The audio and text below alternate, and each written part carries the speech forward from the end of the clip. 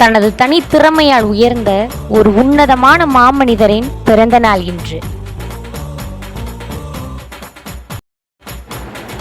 தமிழகத்தில் பிறந்த அன்பானவரே, உதவும் கரமுடைய பண்பானவரே, உங்கள் அறிமுகமோ கலக்கப் போவது யாரு?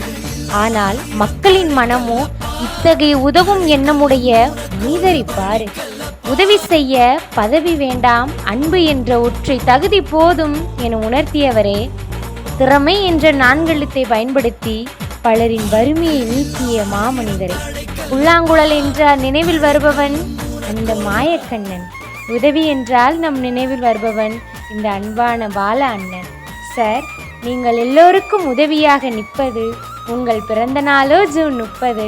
தமிழக மக்களின் சார்பாக நான் மனமகிழ்ந்து கூறுகிறேன். இனிய பிறந்தநாள் நல்வாழ்த்துக்கள் மனித பண்பாளனே.